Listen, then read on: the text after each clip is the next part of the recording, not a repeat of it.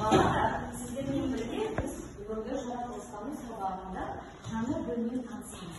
Жаңа бөлім, егер бірінші бөлім өзім туралы, адамның өмірі туралы, тәжірибе, бақылау, өмірде болатынды өтетін болса, бүгін сіздермен бірге біз жаңа бөлім жанды табиғат. Жанды табиғат дегенде кім қалай түсінеді? Дейміз ба? Жанды табиғат балалар. Ағаш, гүл, шөптер. Тамаша, рахмет. Яғни жанды табиғат бізді қоршаған орта, оған ағаштар, өсімдіктер, бүкіл ауа, барлығы жануарлар сияқты осылардың барлығы біз бүгінгі сабақтан өтетін боламыз. Балалар, оқулығымызды ашып қойдыңыз кәнекей, барлығымызда 16-шы бетті ашып қойдыңыз. Балалар, назар аударыңыздар, бүгінгі слайд тамашалап бүгін сіздерге мен бірге сіздер өсімдіктердің әртүрлі тіршілік жағдайында қалай бейімделетін боласыздар және өсімдіктер қандай топтарға бөлінеді. Өйткені оларда өсімдіктер топтарға бөлінеді. Балалар? Тамаша. Бүгінгі біздің өсімдік үш тілде айтатын болса, өсімдік, орысша растение және ағылшынша балалар. Олай болатын болса, келесі кітаппен сәйкестендірейік. Назар аударыңыздар. Не себепті бізде өсімдіктер біреуі қолшатырдың астында, екеуі қолшатырдың астында тығылып отыр? Кім жауап бере алады? Өйткені бірінші кактус жаңбырдан қорқады. Ол ыстық жерлерді жақсы көреді. Тамаша жауап. Ал екінші өсімдігіміз неге? Өйткені оларда жаңбыр жауады. Кактус жақсы көрмейді. Өйткені ол кактусымыз жақсы. Тамаша. Кактус. Ал енді екінші бөлімімізді айтып. Өйткені ол салқын жақтарда өседі. Ол күнді жақсы көреді. Салқын жерде өседі. Су жақта өседі. Ол салқын жерде де өспейді. Олар ыстық жерде ыстық. Яғни нені жақсы көреді? Ыстық. Біз айтырасыз. Тамаша. Зере қосам дейді тағы. Қосарымызға айта қойыңыз. Кактус жаңбырдан қорқады. Ол ыстықты жақсы көреді. Ал мергөткөл жаңағыдай айтқандай біздің кактус тікенекті болады, себебі тікенек жапырақты ылғалды сақтауға көмектеседі. Ал енді балалар сіздердің назарларыңызға келесі ой толғаныңыз. Болжам жасаймыз. Мына кітаппен сәйкестендіреміз. Өсімдіктің жапырағын аквариумға салып, ал балдырды керісінше топыраққа отырғызсақ, қандай өзгеріс болады? Кім айтады? Гүлдің шөптер суда өседі. Яғни өсімдіктің жапырақтарында Гүлдер оның астында өседі. Өсімдіктің жауабы?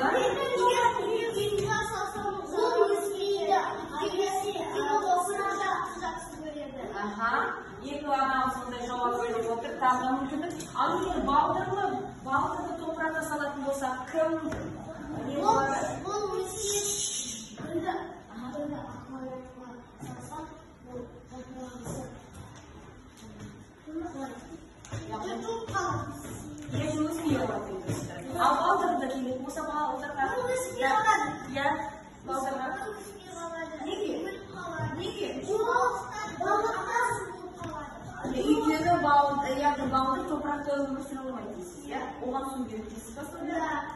Жақсы жауап, тамаша, рахмет. Олай болатын болса, балалар, назар аударыңыздар келесі кітаппен сәйкестендіреміз. Мен зерттеушімін. Зерттеу жұмысын жасаймыз. Қараңыз, бұл біздің тақырыпқа нағыз келетін кластер. Өсімдіктер бөлінеді, құрғақшылыққа төзімді, яғни оларға тек қана ыстық күн керек, ол ыстық күнде өте жақсы төзе алады. Және гүлдер бар, өсімдіктер болады, ылғал сіңгіштік, яғни олар су мол керек оларға. Күн аз керекті және су мол керек. Олардың көбісі суда болуы мүмкін, немесе орманда. Үлкен орманда не болады? Көлеңкеде жақсы. Екі қараңыздар, құрғақ шылыққа төзімді қандай бірінші өсімдіктерді көреміз?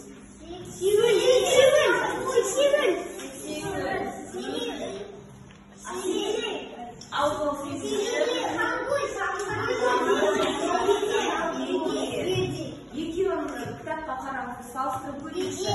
Сексеуіл мен сексеуілдің жапырақтары қандай?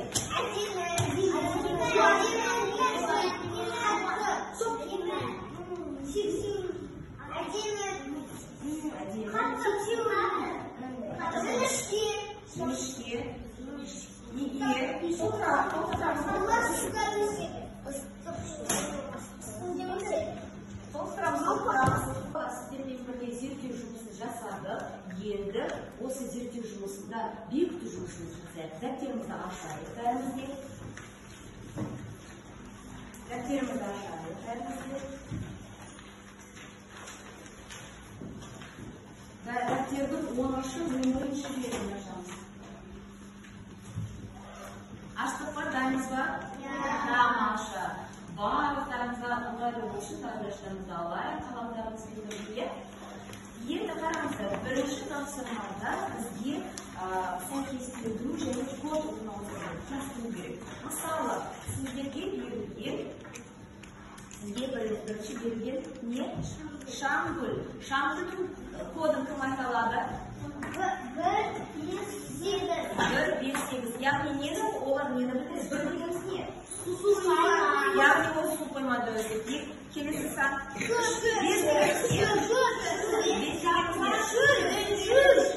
Яғни ол шөл. Ал 8 дегеніміз? Дөңгелек пішінді. Тамаша. Дөңгелек пішінді. Мұқият қараңыз. Енді сіздермен бірге практикалық жұмыс. Келесі бізге берілген селеудің кодын анықтауымыз керекпіз. Қаламдарымызды алайық және де бастаймыз. Мысалы, бізде селеу бірінші топтан алайық. Бірінші су қойма, екінші шөл, үшінші дала. Қай жерде селеу өседі? Дала. Жарайсыз. Дала. Дала қандай нөмірлі? 3, 6. Тоқтаңыз. Біріншісін анықтадық. Бұл далада өседі екен селеу. Енді оның қай топқа жатқызамыз? Ағаш па, бұта ма, шөп па?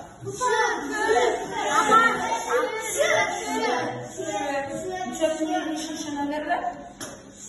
5 дейді. Қоямыз, жазамыз. Дәптерімізге жазамыз. Селеудің қасына біз анықтадық. Ол бізде далада өседі. 3 қоямыз. Ол шөп. Енді үшінші топқа қарастырайық. Ол бізде қандай? Бейімделуі. Бейімделуге қараймыз.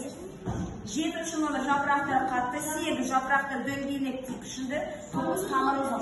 Селеуде не болады сонда? Шөл. 3, 5 және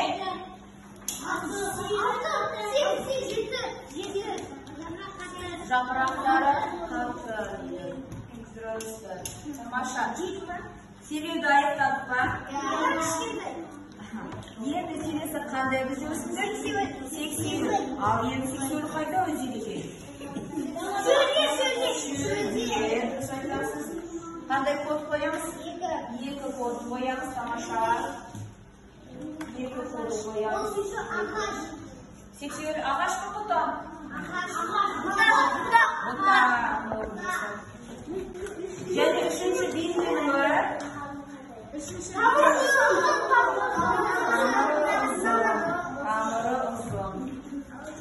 Тамыры ұзын сексеуіл себебі өте 10-20 сантиметрге дейін жердің астынан түседі екен. Белгілеп тастадық па, балалар? Белгіледік па? Балалар, тапсырманы кім толық аяқтады? Аяқтадыңыз ба? Онда маған селеуді айта қойыңыз.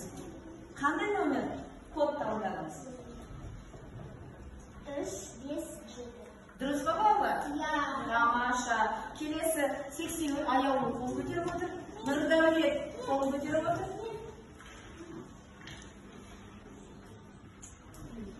Сексеуіл. 2-4-9 дұрыс па? Сәйкес келді ма? Тамаша. Балалар, өзіміздің кодымызды сәйкестендіреміз. Назар аударыңыз, дұрыс таптыңыздар ма? 8, 6, 7, 8, 2, 4, 9. Кімде толық дұрыс болды? Тамаша, сіздерде толық дұрыс болды. Толық дұрыс па?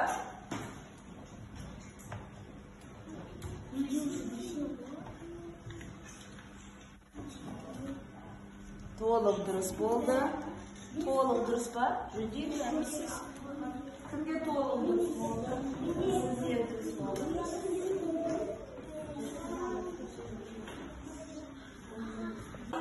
Сіздерге назарларыңыз экранда болсын.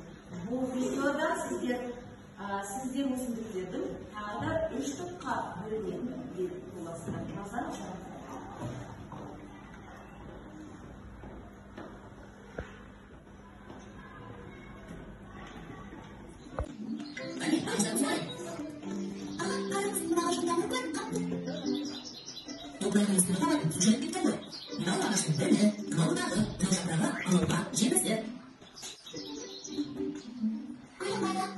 Ağaçlar hangi bu cümleleri görürsünüz yoluna жемісі жемісінің ішінде бәрі болады.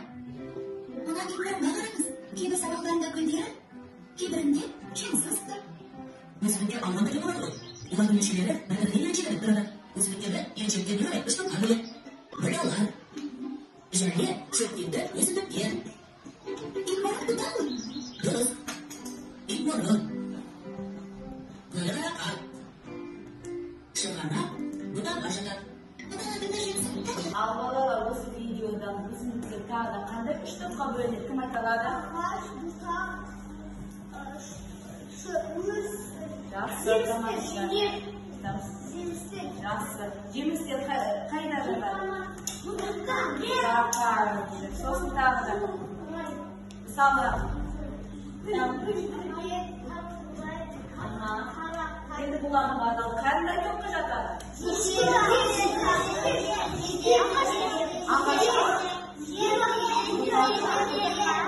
Қайда?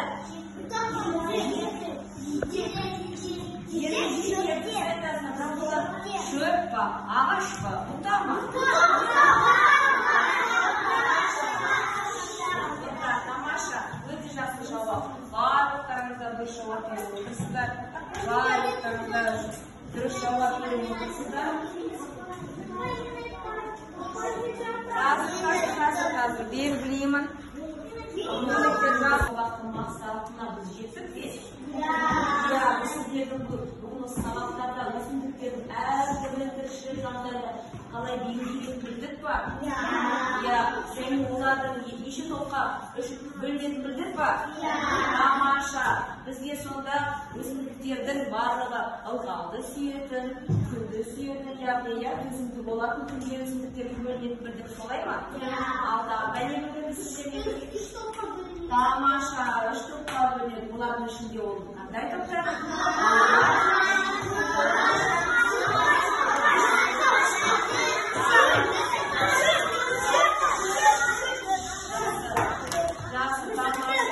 Бүгінгі сабақтың қорытындылай келеді. Бүгінгі мақсатқа, сабақтың тақырыбындағы мақсатқа біз жеттік, солай ма? Бастамаларды бағалайықшы? Кәнеки. Тамаша.